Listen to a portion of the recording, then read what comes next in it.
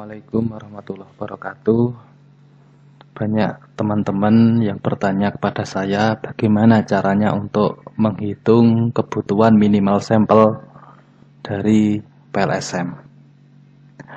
Nah, ada beberapa metode yang dapat ditempuh untuk mendapatkan jumlah minimal sampel.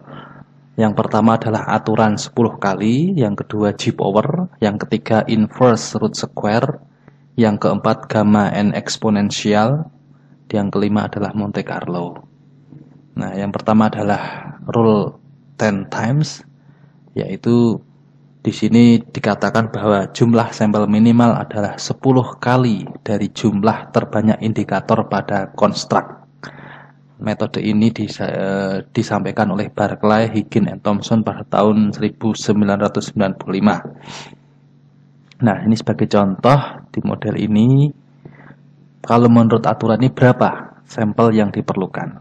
Nah, dari sini kita bisa menghitung jumlah indikator per construct. Nah, untuk yang ini, perceived usefulness kita bisa menghitung 1, 2, 3, 4, 5. Yang ini, perceived ease of use ada 1, 2, 3, 4, 5. Yang ini 1, 2, 3, yang ini 1, 2, 3, 4, 5, dan yang aktual system use ada 1, 2, 3, 4. Jadi jumlah indikator terbanyak yaitu ada 5. Di sini, di sini, di sini itu 5. Sehingga berdasarkan aturan ini, maka sampel yang diperlukan adalah 50 kali. Nah, aturan ini terlalu kasar dan mengabaikan statistik power dan effect size, sehingga saat ini sudah tidak direkomendasikan lagi. Nah, yang kedua adalah dengan menggunakan G-power. Metode ini diungkapkan oleh Fowl et al. Pada tahun 2009. G-power ini dirancang untuk semua regresi linear berganda dan applicable untuk digunakan pada PLSM. Metode ini jauh lebih baik karena mempertimbangkan signifikan level. Nah, ada 1%, 5 atau 10%, kemudian ada power statistik dan juga effect size. Dan juga mempertimbangkan jumlah variabel eksogen yang terbanyak menuju endogen. Nah, jadi dilihat mana yang terbanyak, nah itu yang akan dimasukkan dalam rumus G-power. Kemudian model ini cocok untuk model yang tujuannya adalah untuk memprediksi R-square atau koefisien determinasi. Bisa dihitung secara manual dengan MS Excel atau dengan software G-power. Hasil perhitungan software lebih tinggi dibanding manual karena ada dilakukan koreksi. Nah, ini rumusnya.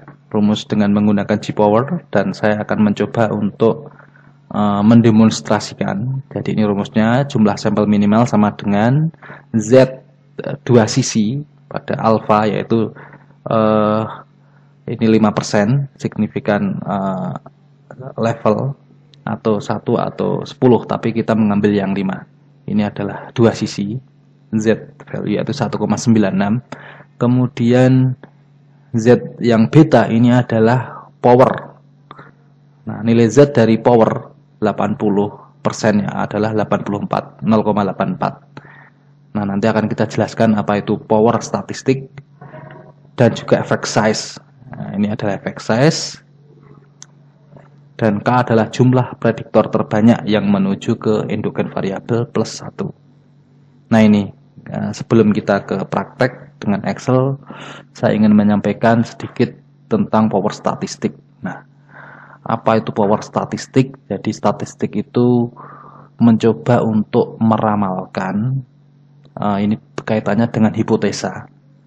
Nah, contohnya nih, hipotesanya benar, ternyata realitinya benar, berarti benar. Namun jika hipotesanya mengatakan benar tapi kenyataannya salah, maka kita sebut dengan type 1 error atau false positive. Atau sebaliknya, jika kita menduga salah tapi kenyataannya benar, maka kita jatuh pada type 2 error atau error tipe 2, atau disebut juga false negative. Nah, kalau kita menduga salah dan realitanya salah, maka itu namanya correct atau benar. Sehingga jika tadi dikatakan bahwa for statistik 80% itu artinya dalam menduga ini yang correct itu 80%, sedangkan yang error baik error 1 maupun error 2 itu 20%. Nah, itu maksud dari power statistik. Jadi seberapa besar statistik itu bisa digunakan untuk memprediksi sebuah kebenaran. Nah, ini. Kemudian yang kedua yaitu sekilas tentang effect size atau ukuran dampak. Nah, pada G-Power kita bisa menggunakan guideline yang disampaikan oleh Cohen. Nah, di sini ada 0,02 yaitu kecil atau 0,15 sedang atau 0,35 besar. Nah, maksudnya apa? Nah, ketika kita menggunakan yang kecil, artinya efek size yang kecil ini masih akan terdeteksi. Nah, tentunya akan menuntut sampel yang banyak. Nah, kita juga bisa menggunakan untuk menghitung efek size, kita bisa menggunakan R-square. Karena rumusnya adalah F-square atau efek size sama dengan R-square dibagi 1 min R-square. Nah, jadi kita bisa memasukkan dengan guideline ini atau kita bisa memperhitungkan dengan R-square. Jadi berapa sih R-square yang kita ingin deteksi? Nah, apakah itu besar apa kecil? Kalau kita ingin mendapatkan R-square yang kecil, yang signifikan, maka kita memerlukan sampel yang banyak. Jadi perumpamaannya begini. Ketika data itu noise atau dalam ruangan yang bising, maka kita memerlukan suara yang keras untuk dapat menangkap suara itu. Jadi suara itu jelas apa bunyinya. Nah, ketika lingkungan itu sepi, tidak bising atau tidak ada noise dalam data itu, maka kita cukup dengan suara yang kecil kita sudah dapat menangkapnya. Nah, itu perumpamaan apa itu effect size. Nah, yang tadi suara kecil itu ibaratnya sampelnya kecil. Nah, sudah kita dapat menangkap hubungan antara variabel terus apa itu R-square-nya kita bisa menangkap dengan jelas, modelnya kita tangkap dengan jelas. Tapi ketika noise-nya banyak atau error-nya banyak, maka sampel yang diperlukan semakin banyak atau suara yang harus diberikan harus lebih keras, lebih kuat untuk mendapatkan seperti apa gambaran dari model itu. Jadi seperti itu sekilas tentang effect size. Kemudian jumlah variabel eksogen terbanyak menuju endogen. Nah, seperti ini. Yang ini adalah eksogen. Yang endogen adalah ini 1, 2, 3 ini endogen karena dituju oleh panas. Sedangkan ini tidak dituju oleh konstruk yang lain. Kita bisa hitung. Yang ini mempunyai 1, 2, 3, 4. Yang ini 1, 2, 3, 4. Ini 1, 2. Ini 1, 2, 3. Maka jumlah yang terbanyak adalah 4. Jadi nanti yang akan dimasukkan ke dalam rumus jumlah eksogen terbanyak adalah 4. Oh, baik, kita sebelum ke selanjutnya kita ingin mencoba untuk praktek dengan Excel. Nah, ini kita mencoba dengan Excel dulu, menghitung minimal sampel PLSM dengan G-Power. Nah, yang pertama yang perlu kita masukkan adalah ini alfa. Ini yang kuning-kuning itu yang perlu kita masukkan datanya. Sedangkan yang lainnya sudah saya buat otomatis karena sudah saya buat rumus di sini. Misalkan alfa atau signifikan levelnya 5%. Kemudian power statistiknya 80%.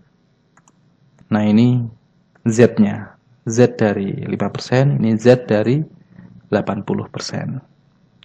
Nah, tentunya kalau di Excel kita menggunakan ini, kita ketik ini akan dapat Z-nya. Kemudian seperti yang saya sampaikan tadi, kita bisa menggunakan R-square yang dikehendaki misalkan 10 atau berapa. Misalkan 20, tinggal ganti di sini, maka akan berubah efek size-nya. Atau kita 15, nah dia akan berubah. Atau kita bisa menggunakan yang disampaikan oleh Cohen, menggunakan rendah 2%, sedang 15%, atau tinggi 35%. Oke. Nah, setelah data ini tersedia, kita bisa memasukkan ke rumus ini. Nah, ini sudah tersedia dari sini, sudah tersedia. Kemudian ini efek size-nya kita di sini bisa memilih apakah kita mengambil dari R, apakah kita mengambil dari Cohen. Nah, waktu ini kita coba mengambil dari Cohen dengan efek yang sedang 15%. Dan jumlah yang masuk ke endogen, yaitu yang terbanyak, misalkan kita ambil aja 5. Nah, 5 konstruk. Kemudian dari sini setelah kita masuk, maka kita bisa memasukkan, nah ini kita dengan rumus, memasukkan rumus ini ke sini, maka kita akan mendapatkan bahwa jumlah sampel minimal yang diperlukan PLSM jika kita menghendaki signifikan level 5%, power statistik 80%, kemudian efek size-nya sedang, dan jumlah konstruk terbanyak yang menuju endogen 5, maka jumlah sampel yang diperlukan adalah 58,32, dan kalau dibulatkan menjadi 59. Baik. Kemudian kita melangkah ke metode selanjutnya. Metode selanjutnya menggunakan metode inverse root square IRS dan gamma eksponensial. Nah, ini ada dua. Nah, ini keduanya dikembangkan oleh Koch dan Hudaya 2018. Metode ini khusus dikembangkan untuk PLSM. Jadi memang dikembangkan, dan ini adalah metode yang terbaru. Jadi jurnal-jurnal yang bereputasi tinggi dia akan mengaccept metode ini, walaupun dengan metode G-Power juga masih bisa diterima. Tapi ini lebih mutakhir karena penemuannya lebih mutakhir dan memang dikhususkan untuk PLSM. Ide utama dari metode ini adalah koefisien jalur minimum yang ingin Anda deteksi, yang ingin kita deteksi, atau koefisien atau patch-nya ya, dengan level, signifikan level, dan power statistik untuk memperkirakan jumlah sampel. Jadi kalau tadi di power kita lebih mengutamakan R-square, sedangkan pada IRS dan GE ini lebih mengutamakan koefisien jalur. Nah, maksudnya jika kita ingin mendeteksi koefisien yang kecil, maka sampel yang diperlukan akan semakin banyak. Sebaliknya, jika kita hanya ingin mendeteksi yang koefisiennya besar, maka jumlah sampelnya bisa berkurang, tidak sebanyak itu. Nah, gamma dan eksponensial adalah penyempurnaan dari inverse square root. Karena ISR memberi formula sederhana, sedangkan GE memberikan koreksi dengan gamma dan eksponensial smoothing pada estimasi standar ISR, sehingga hasilnya lebih presisi. Nah, ini rumusnya.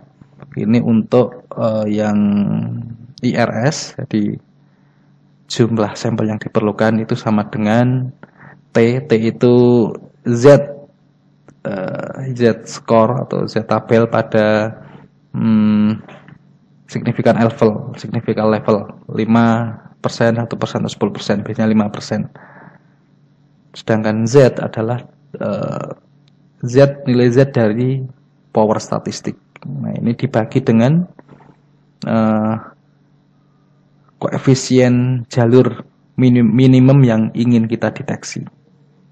Tapi nilainya dimutlakan jadi positif. Nah, kemudian dikuadratkan. Nah, dari sini kita akan memperoleh jumlah minimal sampel. Nah, kemudian rumus ini disempurnakan menjadi rumus gamma n eksponensial. Nah ini, jadi dari rumus yang ISR di sini menambahkan beberapa parameter yang lain. Ini ada eksponensial, ada ini Euler apa ini? Angka Euler. Nah, kemudian ini akar dari jumlah n itu sendiri. Maka kita ingin mencari jumlah ini n-nya dengan formulasi ini.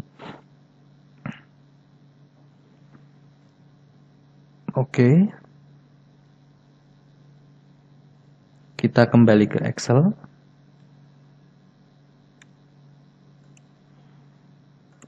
Nah ini. Menghitung minimal sampel PLSM dengan inverse root square atau IRS berdasarkan Koch and Hudaya 2018. Nah sama, ini yang perlu kita masukkan. Yang pertama yaitu T.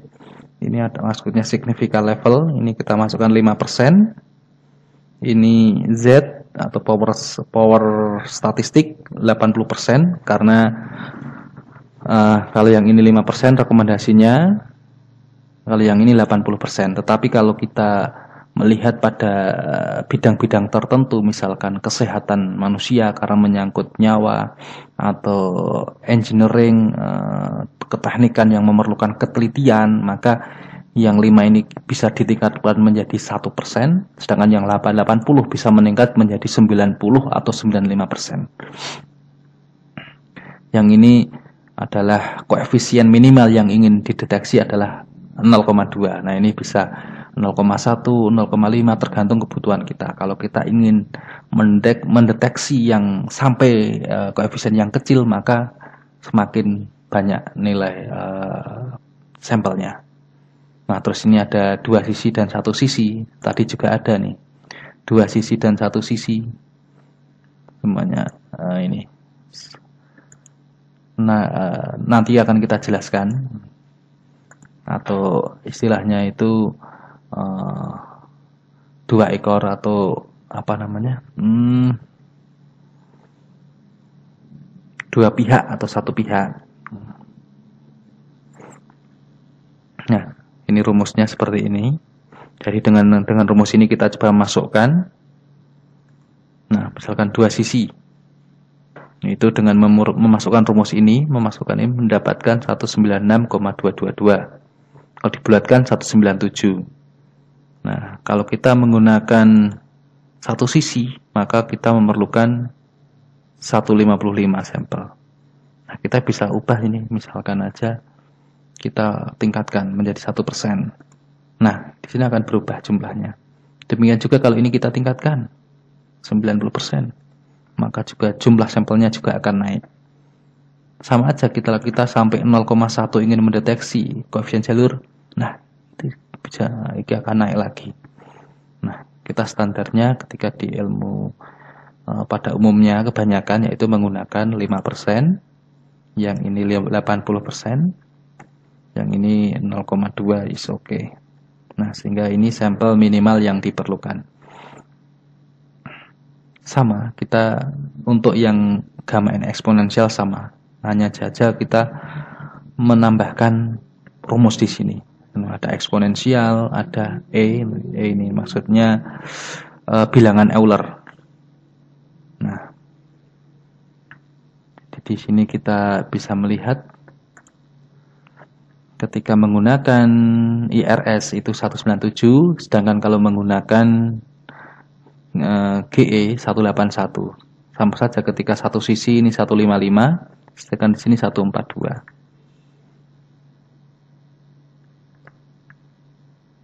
Nah, misalkan kita tingkatkan lagi, coba lagi, ini 90%. Nah, ini sudah meningkat, yang ini belum karena ini menggunakan teknik iterasi, sehingga kita perlu mengklik ini, maka ini akan berubah. Nah,